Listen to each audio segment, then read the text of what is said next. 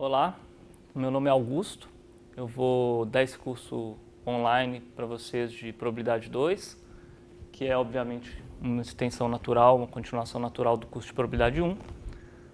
Probabilidade 1 é um pré-requisito para Probabilidade 2, apesar de que já houveram alunos que conseguiram cursar o curso de Probabilidade 2 sem ter feito Probabilidade 1 antes, mas é um caso excepcional. Se vocês quiserem me contactar, meu endereço eletrônico é augusto@impa.br. Eu gostaria de começar o curso devagar, fazendo uma espécie de revisão de probabilidade 1. O que foi visto no curso anterior, sobre a perspectiva que convém para essa explicação de agora. Num certo sentido, a gente pode pensar que o curso de probabilidade 1 é bastante focado na reta real.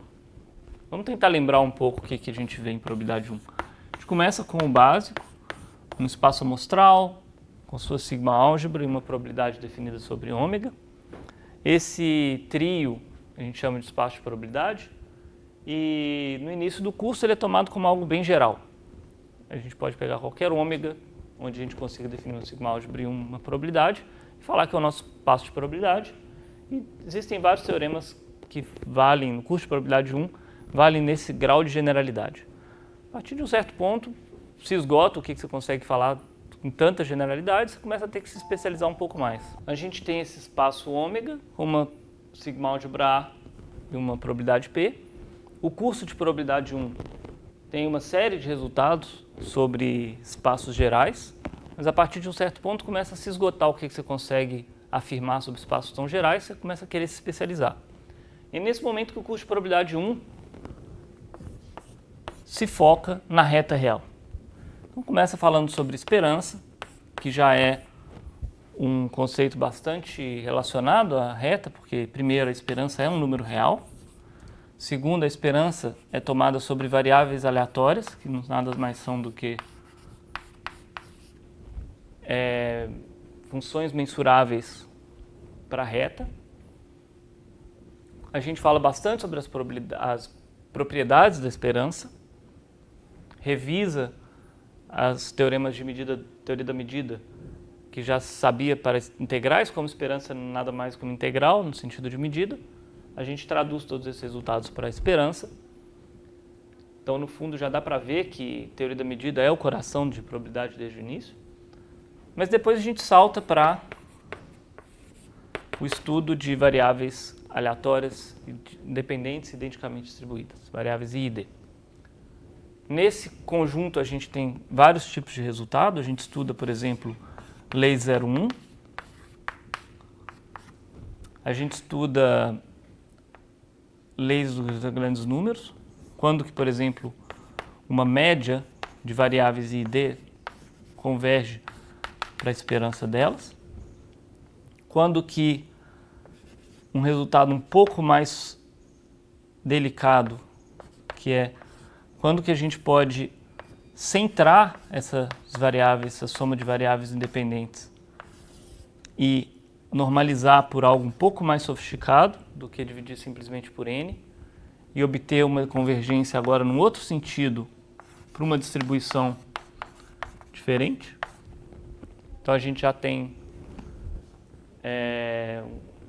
num certo sentido, um entendimento a grosso modo de como se comportam somas de variáveis independentes, uma compreensão mais fina. Em alguns cursos de probabilidade 1 isso se estende para o que a gente chama de princípios de grandes desvios, que é uma outra maneira bem fina de se entender a soma de variáveis independentes, onde a gente olha para a probabilidade de que ela se desvie da média, a soma se desvie da média macroscopicamente, não no nível das flutuações, mas macroscopicamente. Certamente vai para zero por causa da lei dos grandes números, por causa do teorema central do limite, a lei dos grandes números. Mas a gente gostaria que fosse para zero rápido. Então, como que isso se comporta? Será que a gente consegue cotas superiores bastante precisas, no sentido que existem cotas inferiores próximas? E você vê que tudo isso, depois da parte geral do curso de probabilidade 1, é centrado na reta real. Isso é um jeito de ver o curso de probabilidade 1. E é muito importante que isso seja feito porque, primeiro, cria um espaço que a gente conhece bem e que a gente pode falar muitas coisas sobre ele. Segundo, a reta é realmente muito importante, é o espaço mais importante para o estudo de probabilidade. A gente vai ver no curso de probabilidade 2 por que a reta é uma ferramenta, não só interessante por si, mas ela é uma ferramenta para se estender a probabilidade para outros espaços. E também, depois que a gente viu a reta e conheceu ela bem, fica fácil de falar de coisas mais gerais, que é o que a gente vai fazer em probabilidade 2. Então, sob essa ótica, de que probabilidade 1 é um estudo da reta, a probabilidade 2 começa generalizando esse estudo para espaços que estejam entre esse caso muito específico do R e o caso super geral do ômega. A gente vai considerar probabilidades sobre espaços métricos.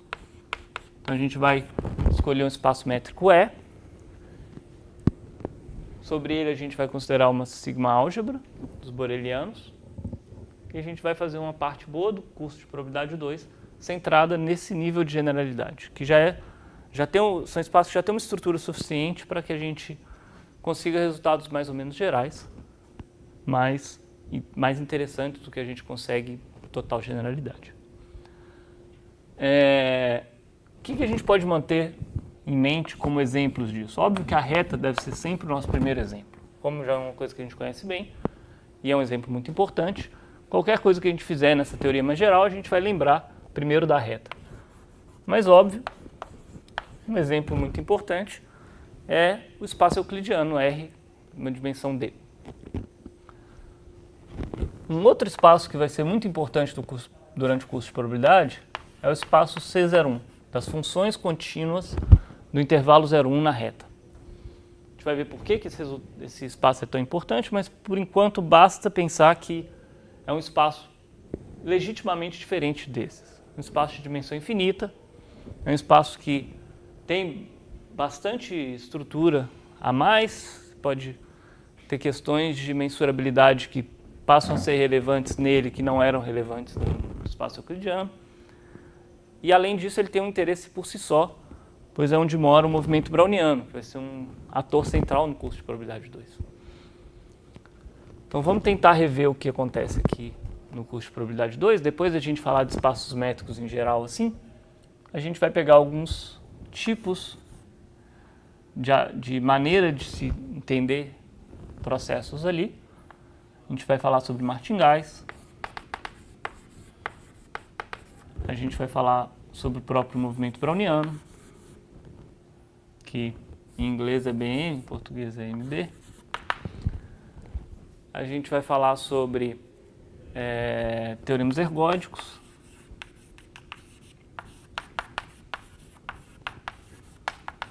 Uma perspectiva bastante probabilística da teoria ergódica, que também tem uma vertente mais geométrica.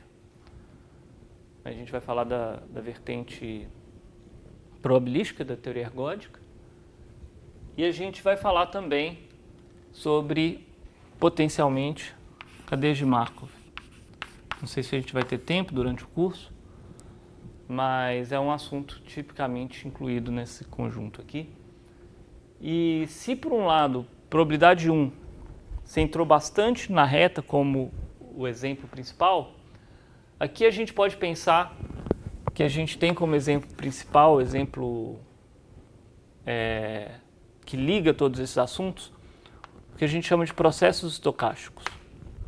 Um processo estocástico nada mais é do que uma família de variáveis aleatórias. Então, ao invés de ter uma única variável aleatória x, a gente vai ter uma família xt indexada por um número real que vai simbolizar para a gente o tempo.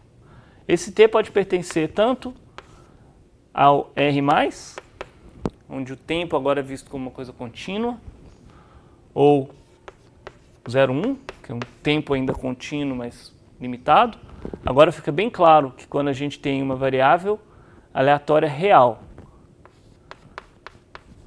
indexada por um tempo em 0,1, a gente está naturalmente ligado a esse espaço aqui, principalmente se isso aqui for uma coisa contínua em T, que é o que esse espaço exige.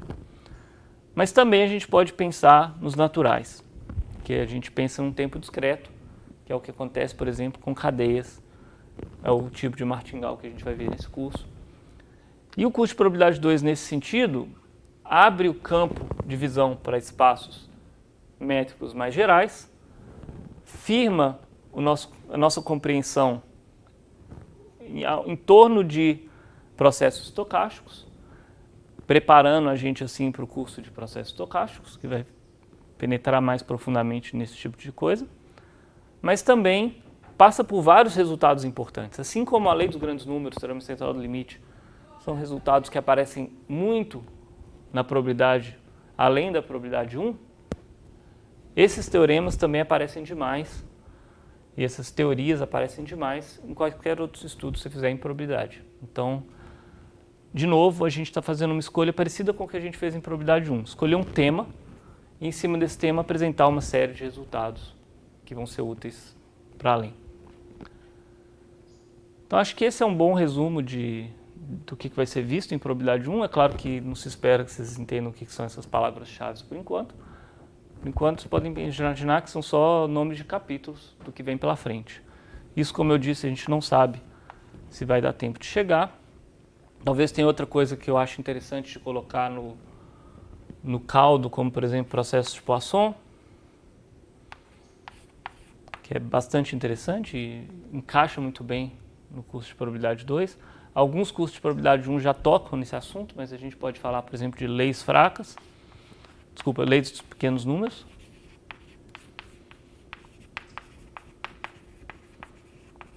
Então tem outras coisas que a gente pode jogar nesse caldo, mas essa é a espinha dorsal do curso.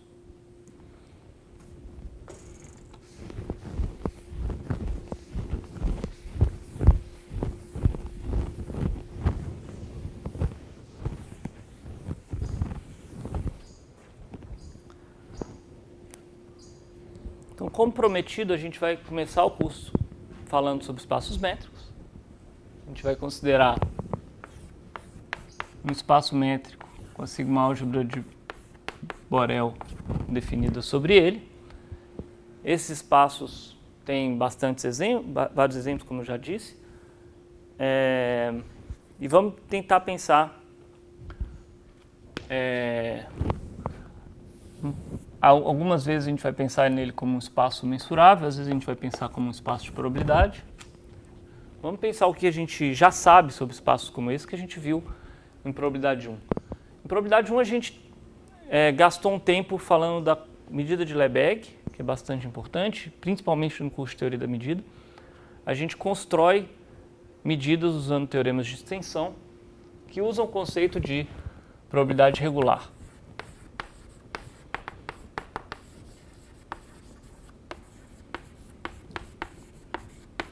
Que é uma probabilidade regular, é simplesmente, então, uma definição, dado um espaço desse, P é dito regular, se somente se,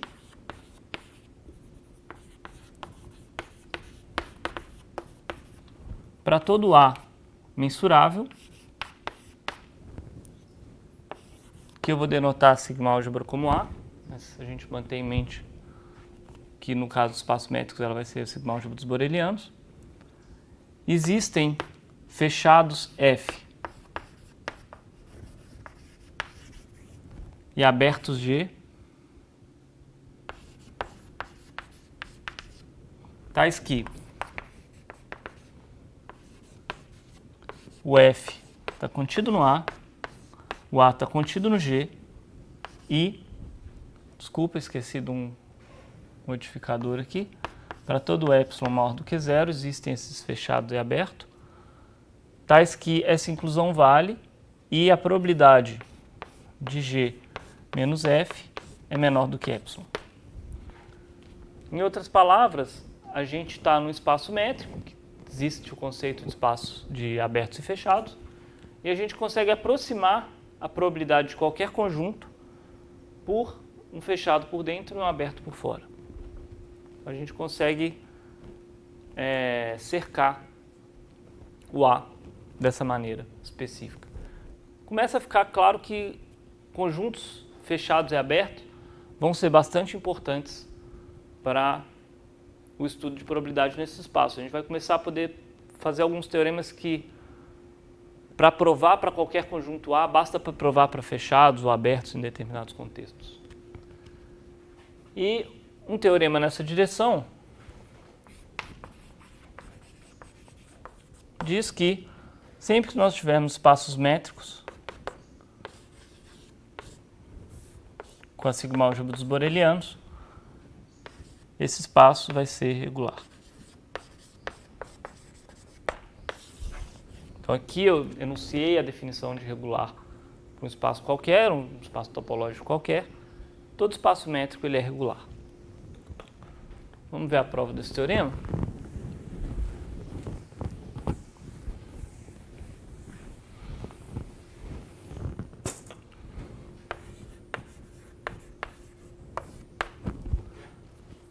Então, primeiramente, se A for fechado,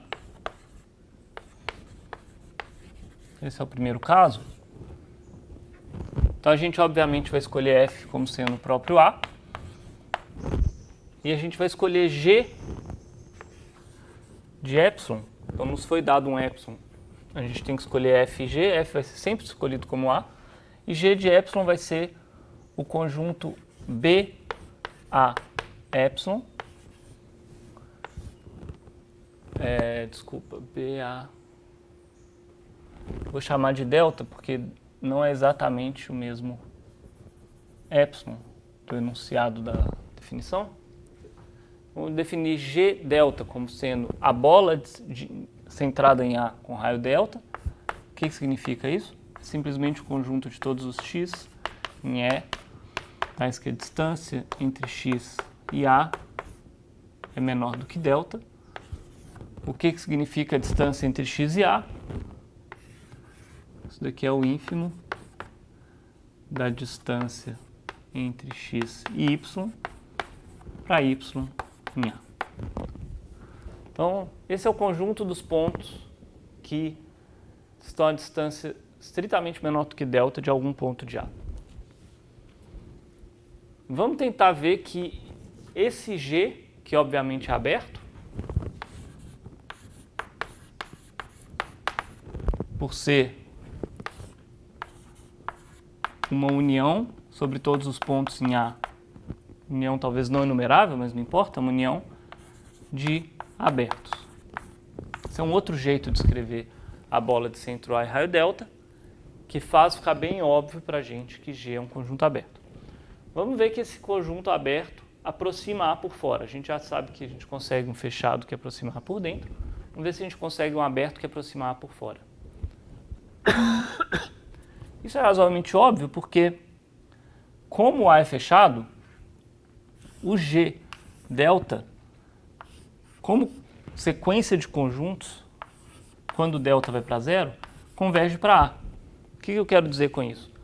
Pega um ponto que está em A, ele vai estar em todos esses G deltas, porque ele está a distância zero de A. Pega um ponto que não está em A, então por A ser fechado, ele tem uma distância positiva para A. Então quer dizer que ele não estará em algum dos G deltas para delta suficientemente pequeno. Então G delta é uma família de conjuntos que decresce para A. Família encaixada, que todo ponto que está em A eventualmente estará nessa família. Desculpa, sempre estará nessa família e todo ponto que não está em A eventualmente estará fora dessa família. Isso implica que a probabilidade dos G delta converge para a probabilidade de A. Então a gente já sabe que a gente consegue aproximar a probabilidade de A por abertos que contém A. Então isso daqui fecha o caso em que A é fechado. Agora o que acontece se A não for fechado? A gente vai usar um truque que é bastante comum em probabilidade. A gente vai definir uma família implícita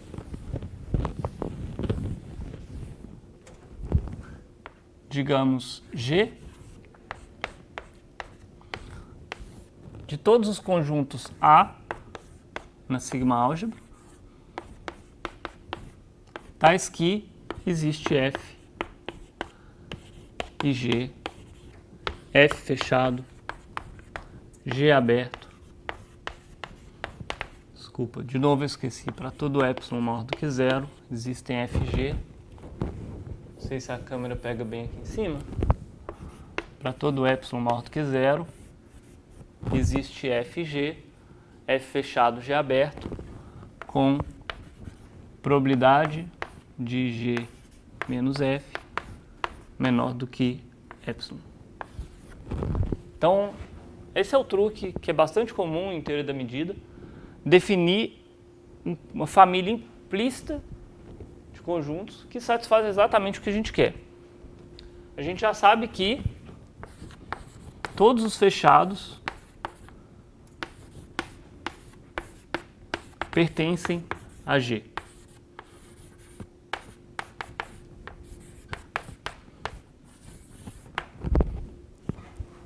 Vamos tentar ver agora que G é uma sigma álgebra. Se G é uma sigma álgebra, G contém a menor sigma álgebra que contém todos esses conjuntos, então G contém a sigma álgebra de Borel. Como G é um subconjunto da sigma álgebra de Borel, G vai ser toda a sigma álgebra de Borel. Então vamos mostrar, e basta mostrar, que G é sigma álgebra.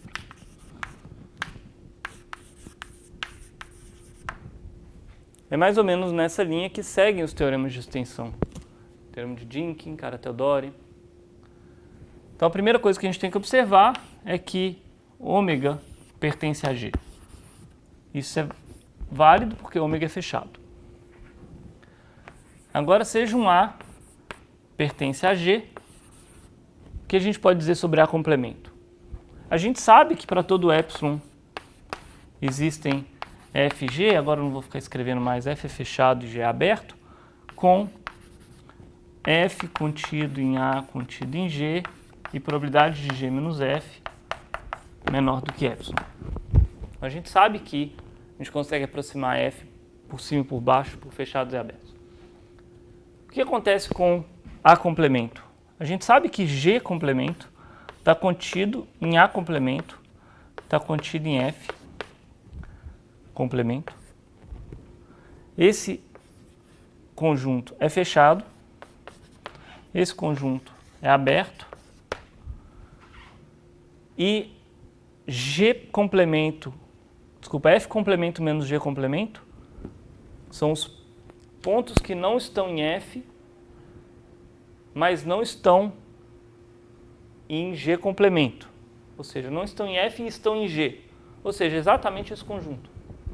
Então a gente sabe que a probabilidade de F complemento menos G complemento é menor do que epsilon. Então, A complemento também está em G.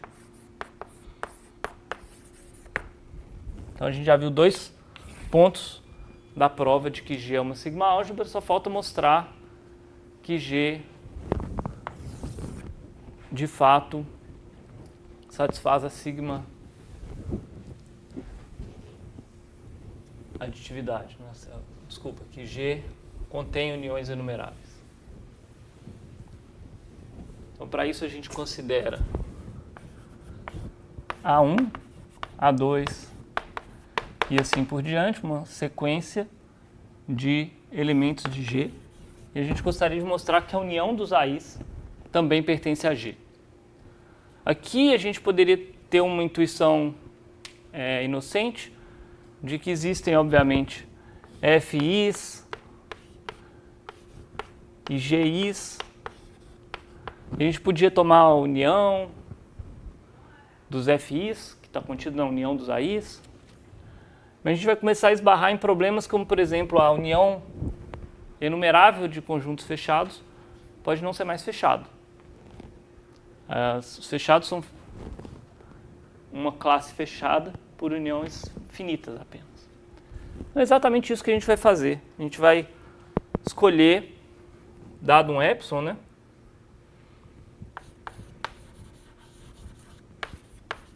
a gente vai escolher N0 tal que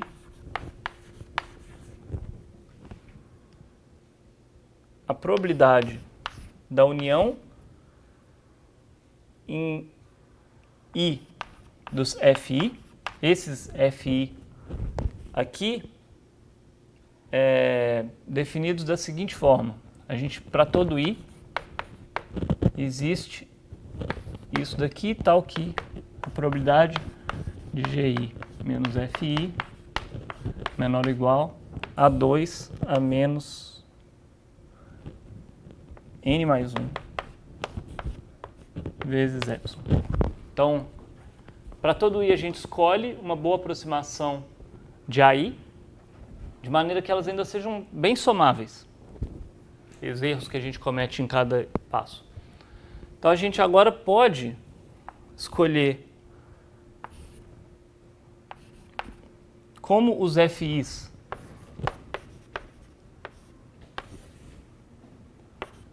se a gente unir até um certo N0, à medida que esse N0 cresce, isso converge para a união toda, infinita, dos FIs, a gente sabe que a probabilidade disso daqui menos isso daqui vai para zero. Então a gente pega exatamente um N0 tal que essa probabilidade seja menor do que epsilon sobre 2. Tá? Então a gente tem uma união infinita, que é parte da nossa estratégia inicial, mas a gente sabe que essa união finita pode não ser mais fechada, então a gente pega uma união finita que aproxima bem a união infinita. Agora a gente já pode escrever os nossos candidatos a FG, os conjuntos abertos e fechados, vai ser simplesmente essa união finita. G vai ser também a união.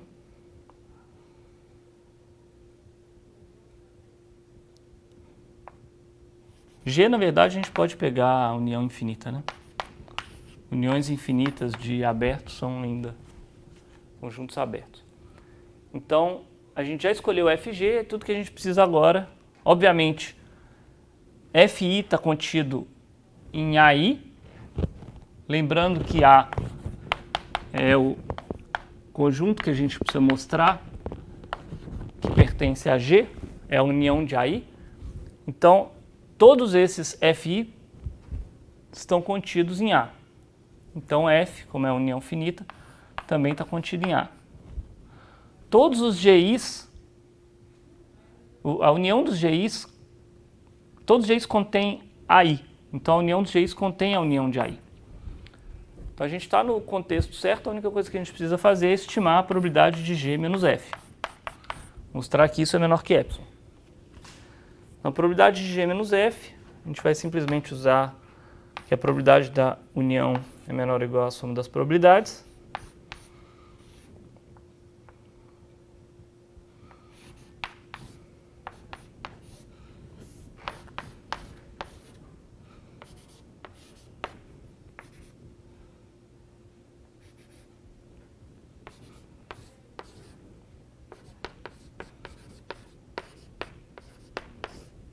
Então a gente pega essa união infinita, né? A união infinita não é o F é a união finita.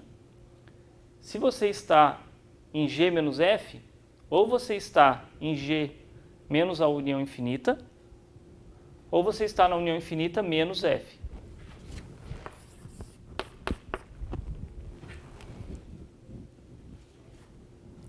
Isso daqui, a gente vai... O primeiro a gente já sabe cotar por epsilon sobre 2. Porque a gente escolheu a união para ser até um n grande o suficiente, tal que aquele resto fosse pequeno. O primeiro termo é menor ou igual do que a soma da probabilidade de GI menos FI. Isso daqui é uma união infinita, isso aqui é outra união infinita. A gente pode usar as regras de subtração de uniões. para cotar isso daqui. E esse a gente sabe, por essa hipótese aqui, que é menor que epsilon sobre 2 também. Então a diferença toda é menor do que epsilon. A gente conclui a prova do teorema. Então, em resumo, o que a gente concluiu é que todo espaço métrico endossado com a sigma-álgebra de Borel é um espaço regular. A gente pode aproximar conjuntos por dentro e por fora, por abertos e fechados. Por que isso vai ser interessante? A gente daqui a pouco vai começar a ver que alguns teoremas que a gente gostaria de provar precisam ser provados para todos os conjuntos enumeráveis. Todos os conjuntos mensuráveis. Então, nesse sentido, é bastante útil a gente poder aproximar esses mensuráveis e, idealmente, dizer que, em alguns contextos, a gente pode só olhar para os conjuntos abertos e fechados, provar a tal propriedade que a gente deseja para os abertos e para os fechados, e isso vai ser suficiente. Um corolário desse resultado é o seguinte. Se a gente tiver duas probabilidades no mesmo espaço mensurável métrico,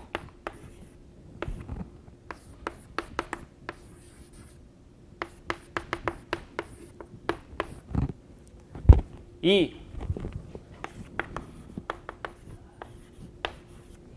a probabilidade de F foi igual à probabilidade de Q, a probabilidade de F segundo P e segundo Q forem iguais para todo F fechado,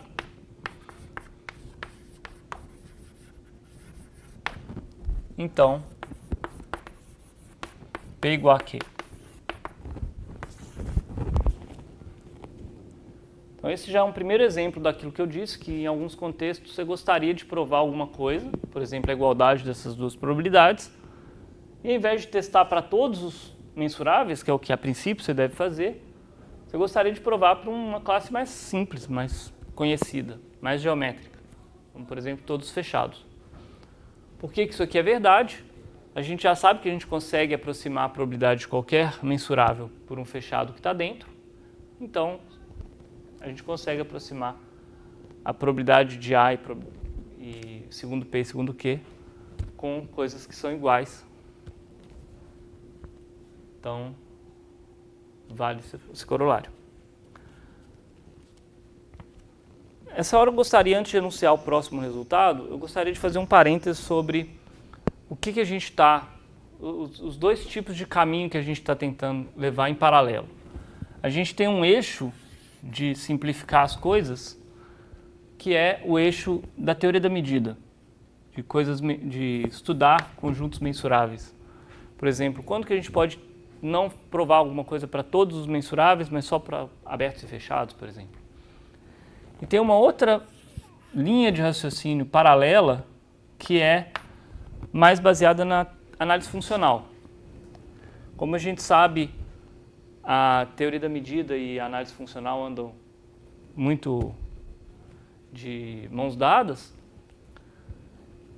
especialmente o conjunto das funções contínuas e limitadas é bastante importante para estudar medidas finitas, para quem conhece o teorema da representação de Riesz.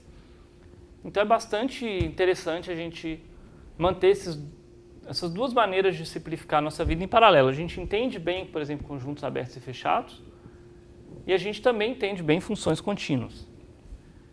Então aqui a gente deu um exemplo de como que a gente pode simplificar a nossa vida, às vezes, nos restringindo em termos de sigma-álgebra. E agora a gente vai dar um exemplo de uma coisa bem paralela a esse corolário, mas falando na linguagem de funções contínuas. Digamos que, por exemplo, a gente tem P e Q probabilidades nesse espaço mensurável.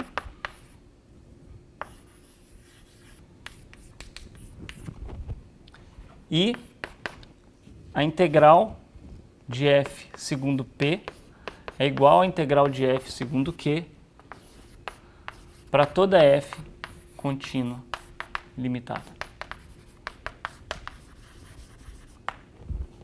Então, P igual a Q. Então, de novo, a gente pode olhar só para os fechados e abertos, mas a gente pode também olhar só para integrais de funções contínuas. Isso também nos dá resultado sobre todas as funções.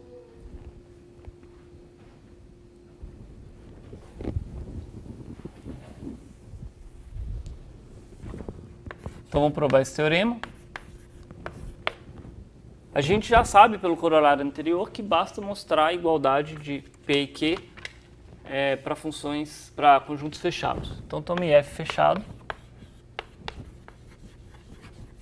Mas a gente ainda não sabe calcular P, a gente não sabe a relação entre probabilidade de F segundo P e segundo Q.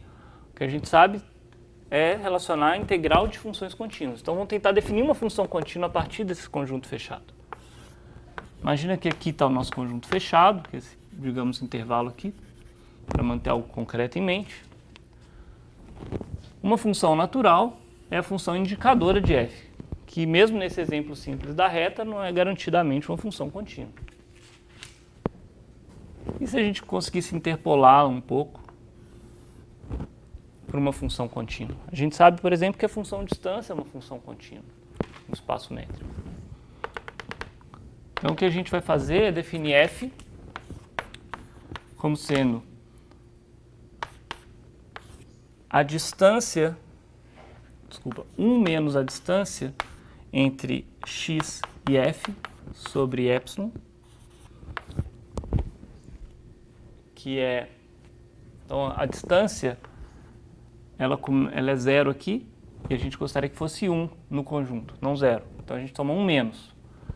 A gente gostaria que isso daqui decaísse bem rápido para 0, não ficasse indo de acordo com a distância. A gente gostaria que fosse rápido, então a gente divide por um número pequeno, para que quando a distância for epsilon, isso já tenha cancelado esse 1 onde a gente começou. A gente também não quer que essa função fique negativa. A gente só sabe o resultado para funções limitadas. E também, se ela ficar negativa, ela vai parar de ficar parecida com a função indicadora. Então a gente toma a parte positiva. Então essa fórmula concretiza essa intuição dada por esse desenho. A parte positiva de uma função contínua é contínua, subtração de duas funções contínuas é contínua, a distância é contínua, a divisão por número positivo é contínua. Então isso tudo aqui é contínuo e limitado.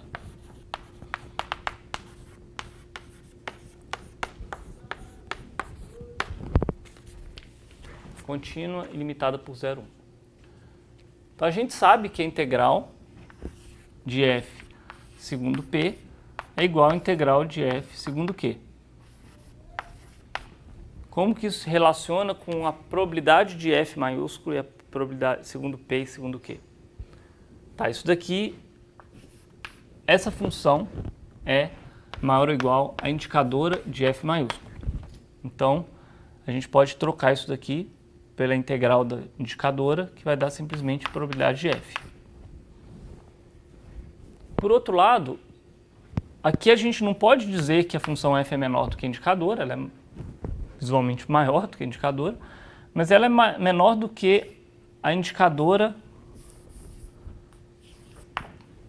da bola centro f e raio de epsilon. Certo? A indicadora dessa bola seria representada aqui na figura como isso.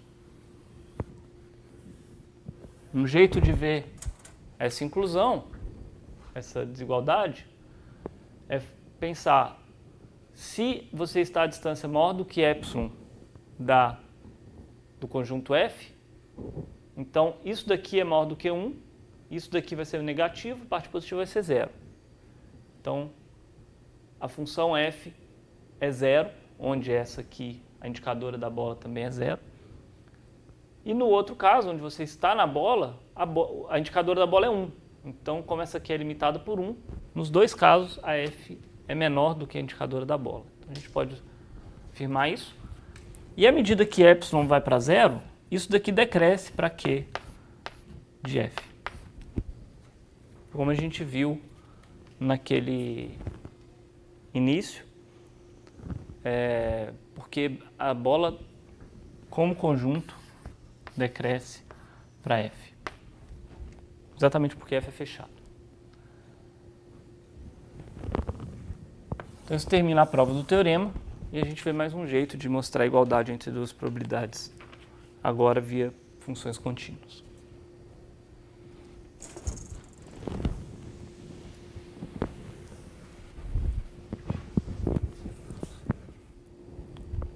Como eu disse, a gente está agora tentando obter resultados, simplificações de resultados, por exemplo, será que P é igual a Q? Via a restrição a apenas conjuntos fechados e abertos, ou via restrição para funções contínuas. Mas a gente pode tentar provar outras coisas mais complicadas do que a igualdade entre duas probabilidades, olhando simplesmente para abertos e fechados ou olhando simplesmente para funções contínuas. E a primeira coisa que a gente vai fazer nessa direção é estudar a convergência de probabilidades.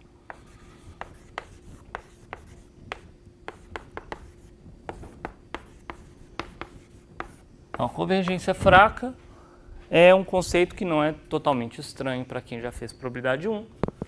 Quando eu escrevi o teorema central do limite,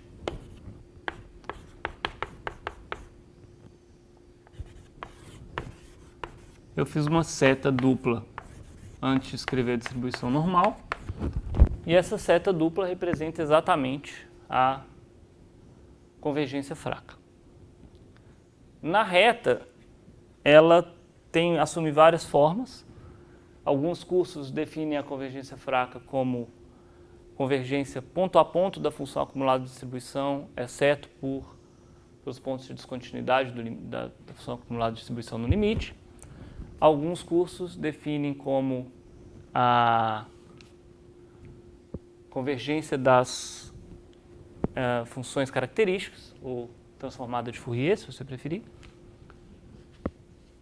Essas duas definições na reta são equivalentes, mas elas não se estendem muito bem para espaços mais complexos que a reta. Se a gente tiver um espaço métrico, o que é o análogo de uma função acumulada de distribuição? Não tem essa ordem completa que existe na reta para a gente brincar dessa forma. Qual que é o análogo da transformada de Fourier? A transformada de Fourier a gente pode estender para uma certa classe de estados, mas certamente não para um espaço métrico qualquer. Então o que a gente vai fazer é tentar buscar uma definição que valha para qualquer espaço métrico e que na reta seja equivalente à noção de convergência que a gente já estudou e gosta. Essa definição, usando a ponte com análise funcional, vem da convergência fraca, que quando você estuda análise funcional, ela na verdade é chamada convergência fraca-estrela. É a convergência no dual, onde medidas são vistas como dual das funções contínuas limitadas, funções medidas finitas, né? Então, dado um espaço métrico com a sigma-álgebra de Borel,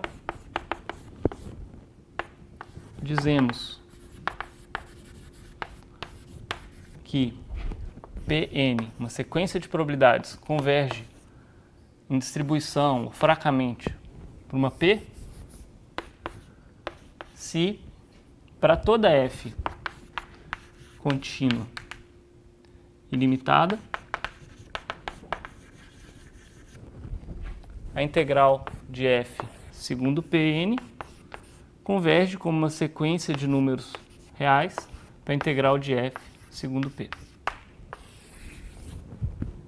Então, essa é uma definição que equivale à noção de convergência fraca na reta. A gente talvez veja isso depois, se não fica como exercício. E é uma definição que claramente se estende a qualquer espaço métrico. Vamos ver um pouco por que ela é interessante. A gente gostaria antes de lembrar um pouco por que a gente buscou uma definição diferente na reta, né? E ver se as coisas estão fazendo sentido agora em maior generalidade. Isso a gente vai fazer através de exemplos. Então, por exemplo, se você tiver uma sequência de pontos xn convergindo para um ponto em E, pontos do espaço métrico, essa sequência de medidas de probabilidade, onde delta é a delta de Dirac, converge para a delta de x. Por que isso é verdade? Porque a integral de qualquer função f segundo delta é f de xn. F de xn converge para f de x por continuidade. Então esse exemplo é um exemplo bastante intuitivo. Se tiver uma sequência de medidas de probabilidade com suporte num ponto convergindo para um ponto fixo, a gente gostaria que as medidas também convergissem.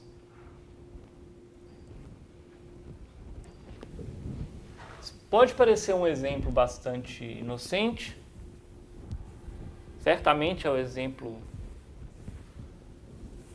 mais simples que a gente tem não trivial, mas, por exemplo, existem outras noções de convergência de probabilidade. Para quem fez o curso, por exemplo, de cadeias de Markov em espaço discreto, vocês devem ter visto a noção de variação total. É uma outra maneira de comparar convergência de probabilidades. Introduzir essa norma no espaço das probabilidades com sinal, as medidas finitas com sinal, e tentar ver se essa distância aqui vai para zero. Isso é bastante útil, principalmente no exemplo que eu disse, de cadeia de Markov, mas no caso das delta de xn, isso daqui, depende se você inclui um meio ou não, mas isso é essencialmente 1 se xn é igual a x. Então isso certamente não vale no caso que xn é diferente de x, mas está convergindo na métrica. Um outro jeito de observar de dizer isso é que a norma de variação total não respeita a métrica intrínseca do espaço E, onde a probabilidade foi definida. Outro exemplo importante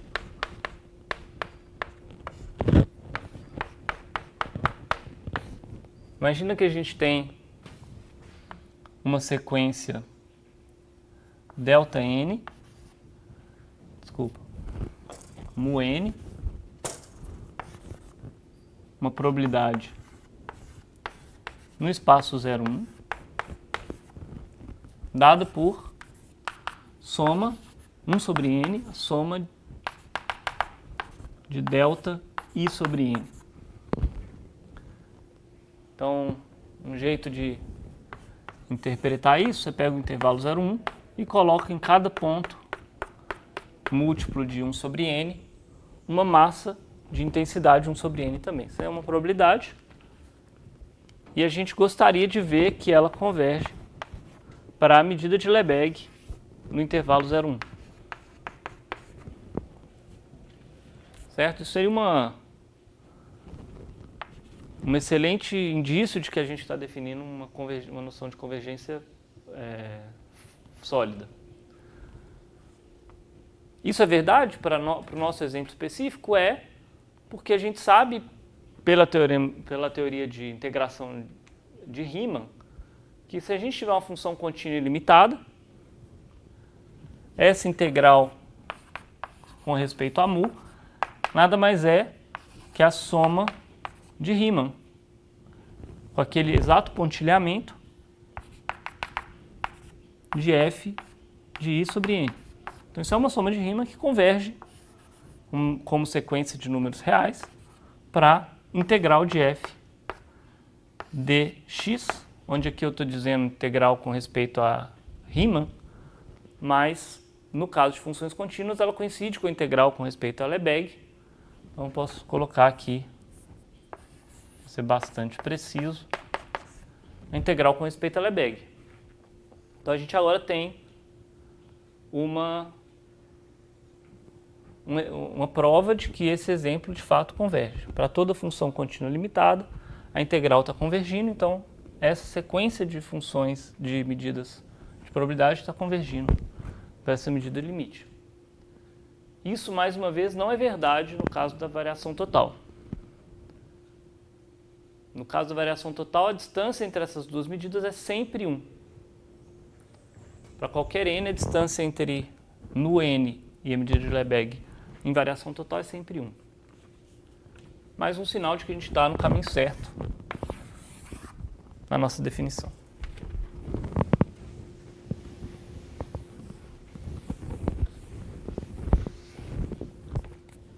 Antes de enunciar o próximo teorema, a gente vai precisar de uma definição auxiliar. A é dito conjunto de continuidade. A é um evento, né?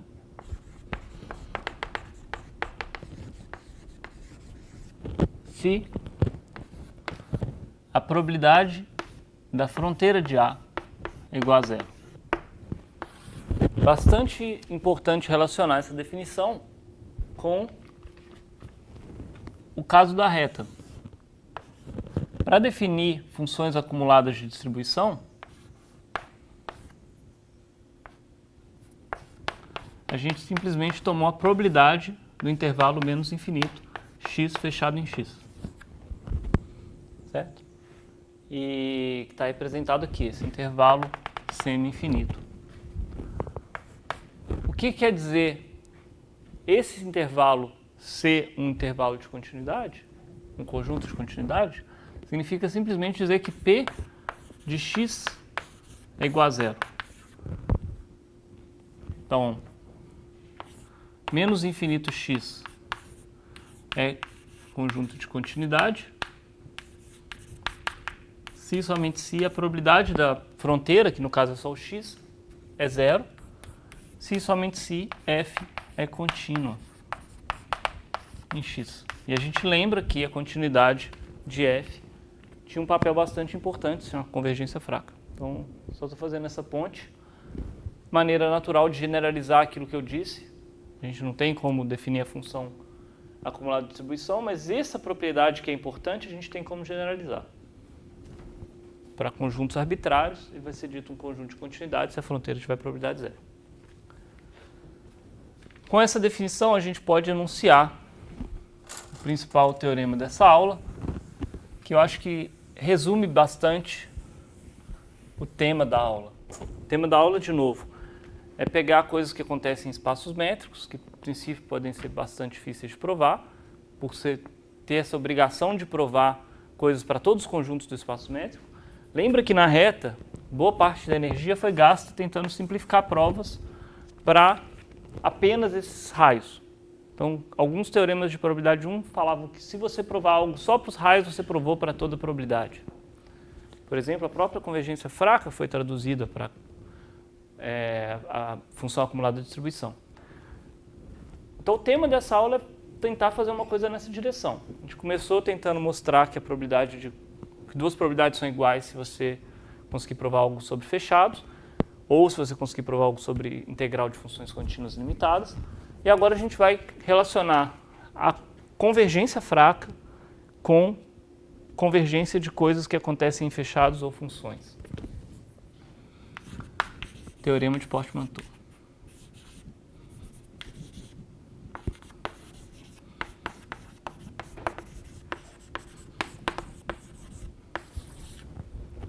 Portmanteau não é um matemático. Portmanteau é cabide em francês. Não tem ideia de por que esse teorema chama assim. Fica a curiosidade. Ele diz tão simplesmente que são equivalentes às seguintes formulações.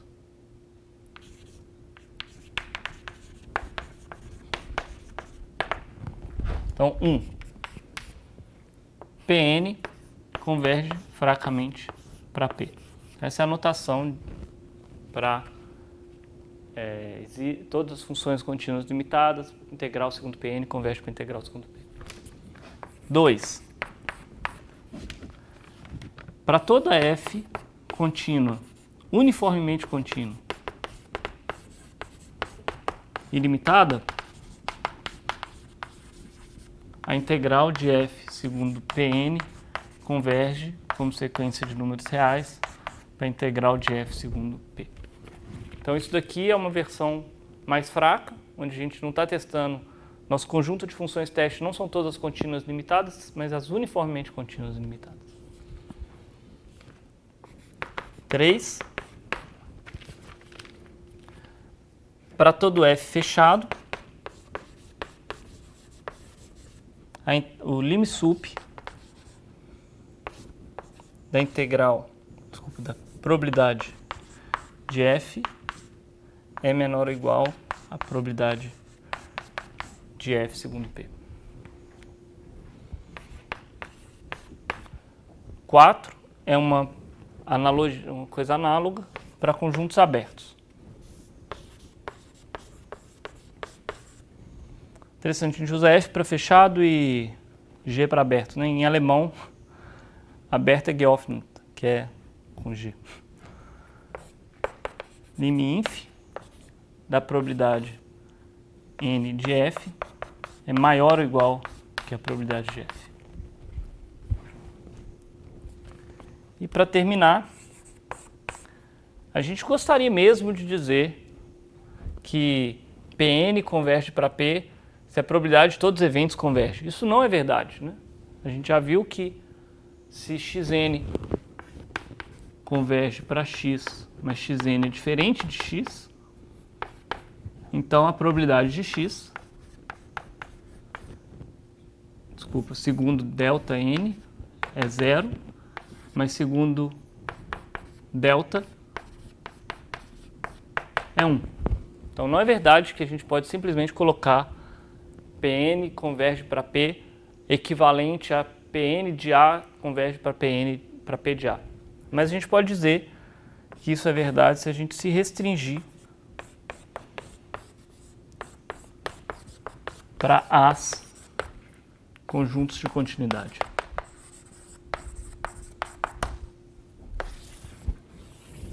Então esse é o teorema. Antes de começar a prova, eu queria comentar um pouco sobre o que a gente está fazendo. A gente está pegando um conceito que é analítico, é definido a partir de funções contínuas. A gente está relacionando com definições 3, 4 e 5 que tem a ver com conjuntos. E em algumas situações podem ser mais fáceis de provar.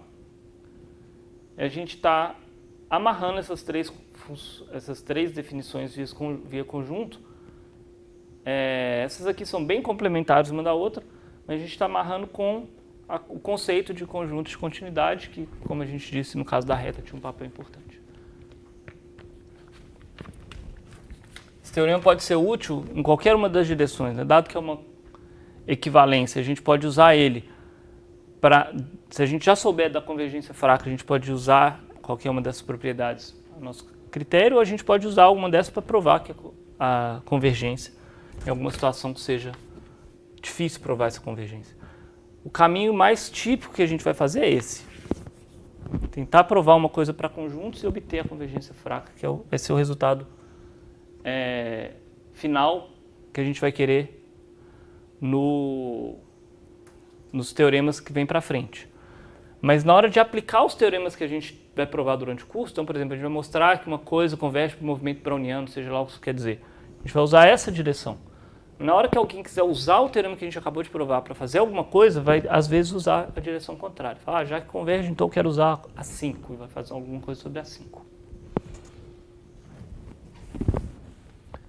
Então, a prova do teorema de Portmanteau, a gente tem 5 coisas que devem ser provadas equivalentes. O que a gente vai fazer é ir mostrando a implicação até chegar no final e voltar na 1. A 1 implica 2, que é onde a gente começa, é óbvia, porque a 1 é mais forte que a 2. A gente não tem a restrição de continuidade uniforme, não. Agora vamos olhar para 2 implica 3. Então a gente tem a convergência das integrais, no caso de funções uniformemente contínuas limitadas, e a gente gostaria de saber alguma coisa sobre esse lim_sup de fechados. Como que a gente faz isso?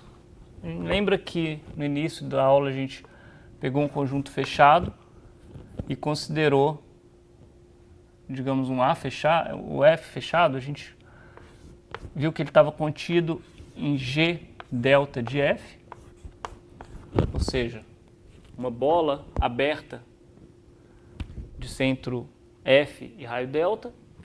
E a gente também depois, na aula, a gente viu que a indicadora de F era menor ou igual que a indicadora, que é a função 1 menos ρ, 1 menos a distância entre F e X sobre epsilon, vou botar epsilon aqui, parte positiva, que era menor ou igual à indicadora dessa bola.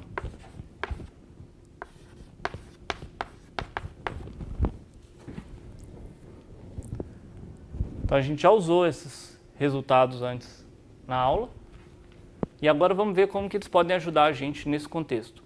A gente tem que estimar o lim_sup da probabilidade n de f, a gente tem que estimar isso superiormente, mostrar que isso é menor ou igual a alguma coisa. A primeira coisa a observar é que usar essa desigualdade para obter que isso é menor ou igual ao lim_sup da integral disso que está em cima.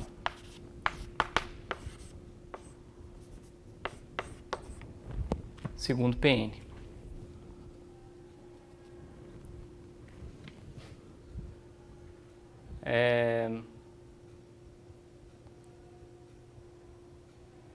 A gente sabe que essa função, a gente falou que ela é contínua, né? Mas não só ela é contínua, como ela é uniformemente contínua.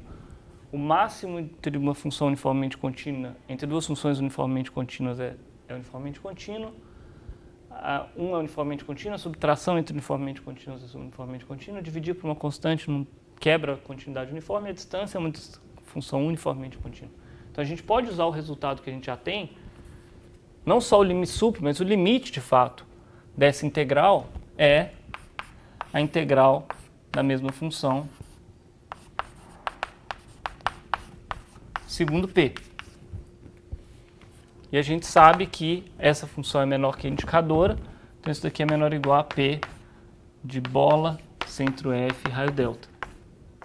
Estou misturando epsilon com delta aqui o tempo todo. Mas deu para pegar a ideia.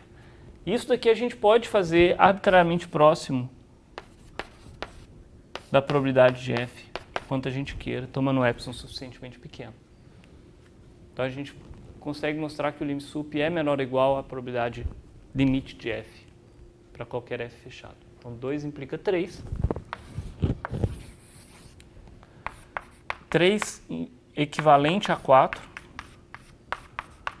Eu nem vou provar, porque basta tomar o complemento. Se a gente tomar o complemento, probabilidades viram 1 menos probabilidade. Lim_sups viram lim_infs, desigualdades superiores viram desigualdades inferiores, então fica exatamente o resultado. Basta tomar complementos.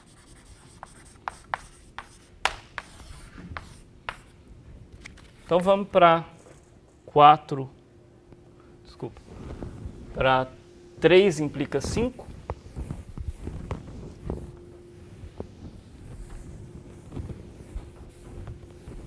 A gente vai provar que, 3 e 4 implica 5.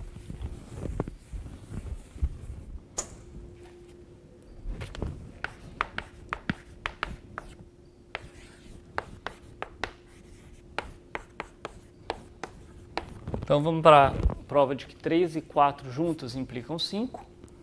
A gente tem que comparar a probabilidade do fecho de A com a probabilidade do interior.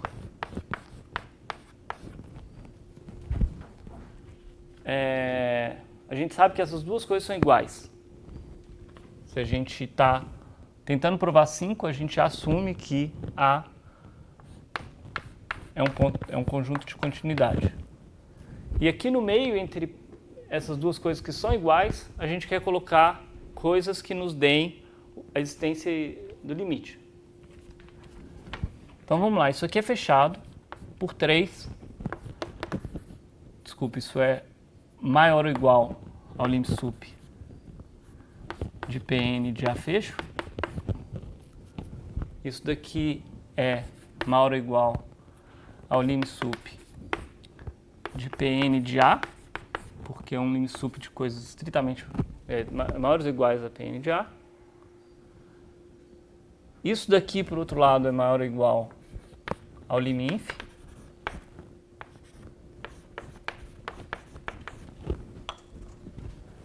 Que é maior ou igual ao lim inf se a gente trocar o A por A interior, que é maior ou igual a P de A interior.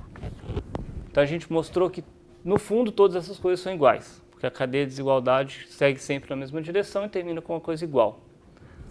Então a gente mostrou que o lim sup e o lim inf são iguais, e são iguais a P de A fecho igual a P de A anterior, que é igual a P de A. Então a gente mostrou que se A for um conjunto de continuidade, o limite das probabilidades Pn de A é igual a P de A.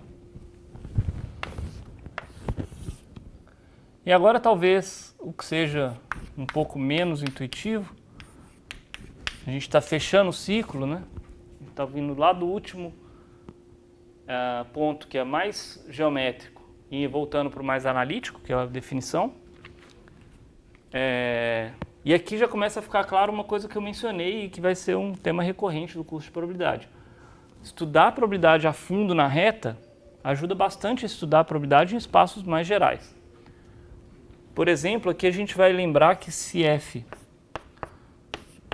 é uma função limitada, em particular, se a gente provar para f's que tem imagem 0,1, a gente consegue provar para f's gerais fazendo simplesmente uma álgebra linear. Então, restringindo sem perder generalidade a funções desse tipo, a gente sabe que a integral de f dp pode ser escrita como a integral de 0 a 1 da probabilidade de f ser maior do que tzinho dtzinho.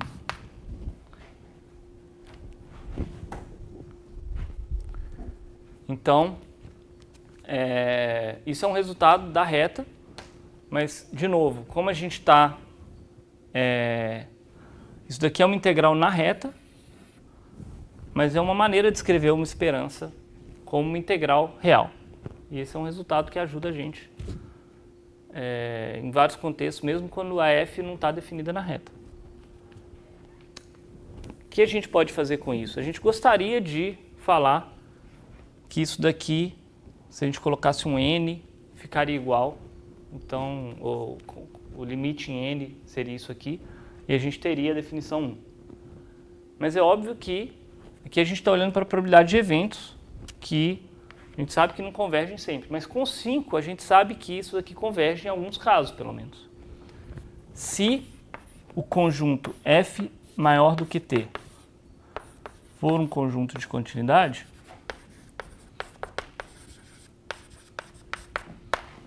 então 5 vai implicar que a probabilidade n de f ser maior do que t converge para p de f maior do que t. Então, ótimo. Pelo menos, se a gente pudesse restringir ou dizer que todos esses conjuntos são de continuidade, a gente teria a convergência que a gente quer. Porque se todos esses caras convergirem, ponto a ponto, essa integral, pelo termo da convergência dominada, vai convergir também para a integral de f. Agora falta a gente eliminar essa hipótese de que os pontos conjuntos são conjuntos de continuidade.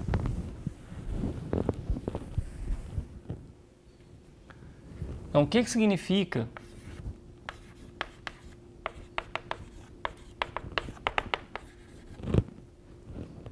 f maior do que t ser um conjunto de continuidade?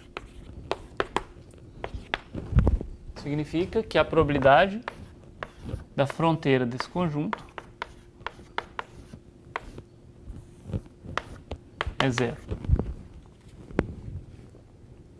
Vamos tentar analisar, vamos primeiro recordar o que essa notação quer dizer, o que é esse conjunto, para depois falar da fronteira e olhar para a probabilidade. Esse conjunto é o conjunto dos pontos no espaço amostral,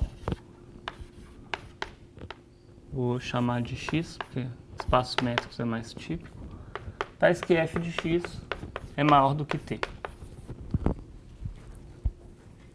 Agora a gente lembra que a gente tem uma função contínua. A gente quer provar 1, então a gente quer provar a convergência de integrais de funções contínuas limitadas. O que é a fronteira desse conjunto? A gente tem nosso espaço E, aqui está o conjunto F maior do que T. A fronteira, a gente gostaria de dizer que são os pontos em que F vale exatamente T. Pode ser alguma coisa desse tipo, mas, por exemplo, F poderia valer T em um platô aqui. F igual a T, nessa região rosa inteira. Se isso fosse verdade, isso daqui não seria o conjunto F igual a T. Mas o que eu afirmo é que isso está contido no conjunto F igual a T. Por quê? Se você está na fronteira desse conjunto, quer dizer que você pode ser aproximado arbitrariamente bem por pontos em que F é maior do que T.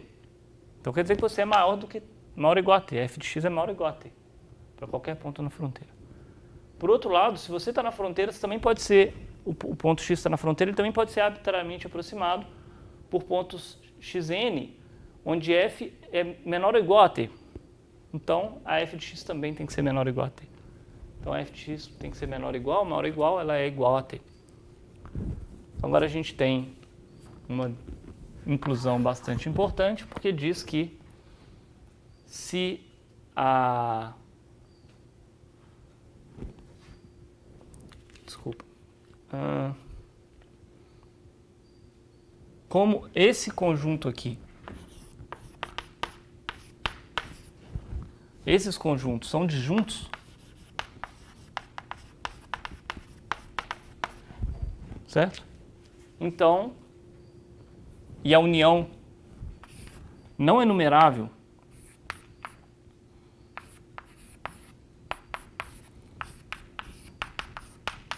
é igual ao próprio E. Então a gente sabe que apenas um conjunto enumerável de T's podem ter probabilidade positiva. Então, o conjunto de T's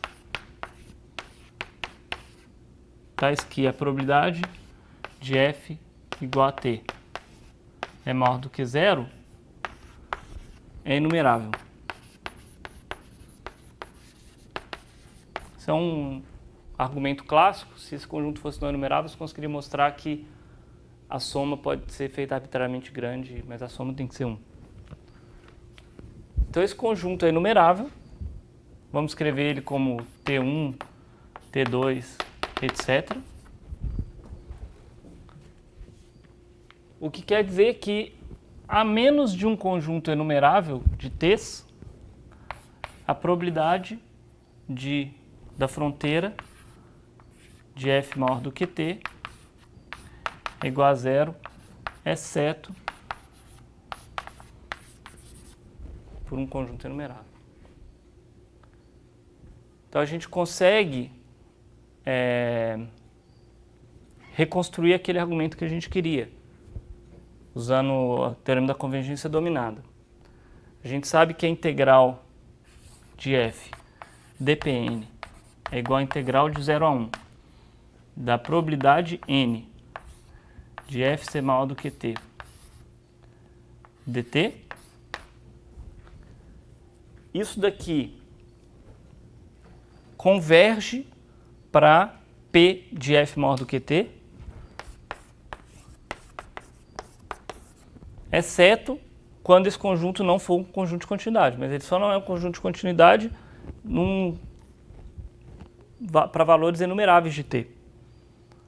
Então, isso daqui converge ponto a ponto para isso daqui, exceto num conjunto enumerável. Pelo teorema da convergência dominada, isso daqui converge para isso daqui, que é igual à integral de f dp. Então, a gente deu uma voltinha, foi para essas integrais reais, mas conseguimos usar a hipótese de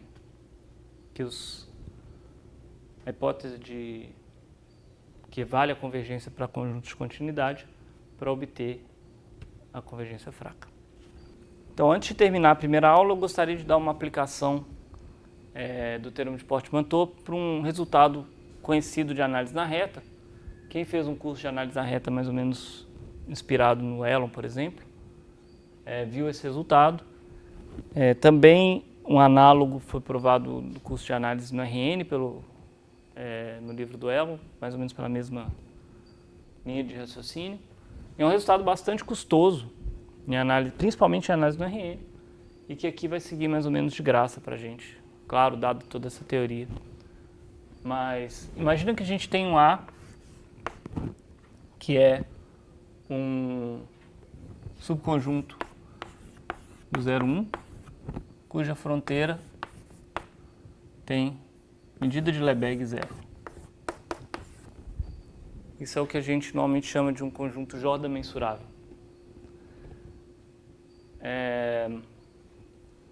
A gente gostaria de dizer que a medida desse conjunto, para conjuntos Jordan mensuráveis, a gente não precisa de uma teoria de Lebesgue para medir o conjunto. A gente pode medir o conjunto usando integrais de Riemann. O que significa isso? A gente pode tentar simplesmente pegar, por exemplo, um pontilhamento do intervalo 0,1 por pontos igualmente espaçados com espaçamento 1 sobre n, olhar quantos pertencem a A e quantos não pertencem a A e usar isso como a média, como uma estimativa da medida de A. No fundo, o que isso significa? Significa que a gente vai somar, como é uma média, a gente vai dividir por n, a indicadora de I sobre n pertence a A. Isso é uma estimativa da medida de A. Claramente isso não funciona para conjuntos A mensuráveis quaisquer. Se o conjunto A puder ser o conjunto dos pontos irracionais ou alguma coisa desse tipo, vai dar problema certamente. Mas para conjuntos Jordan mensuráveis, esse tipo de técnica é suficiente para calcular a medida de A. Então vamos ver isso. Na verdade, a gente sabe que isso daqui é a integral, a medida μn de A, onde mu é aquela soma de deltas que a gente definiu. Como A é Jordan mensurável e a gente já observou que μn converge fracamente para Lebesgue 0,1, então essa é Lebesgue 0,1, né? Então a gente sabe por Portmanteau que a convergência fraca nos dá a convergência das probabilidades para conjuntos de medida de continuidade. Então a gente acabou de mostrar que para conjuntos Jordan mensuráveis, esse procedimento super simples nos dá uma aproximação da medida de Lebesgue. Esse procedimento também está relacionado com a medida de Minkowski. Existem outros contextos em que a gente pode fazer coisas desse tipo.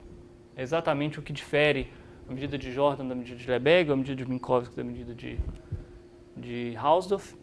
Mas esse resultado aqui, num curso de análise na reta, é um resultado bastante custoso, e aqui para a gente foi simplesmente aplicar o teorema de Portmanteau e alguns resultados que obviamente a gente já sabia da teoria da medida. Então isso encerra a aula de hoje. A gente vai começar na aula que vem a falar um pouco mais sobre essa simplificação da convergência por observando apenas uma subclasse de conjuntos, e isso vai naturalmente nos levar à definição da classe determinantes de convergência, que são classes que supostamente, se você olhar só para elas, você já sabe que a convergência aconteceu, e classes determinantes de probabilidade, que a gente vai ver na aula que vem. Então é isso.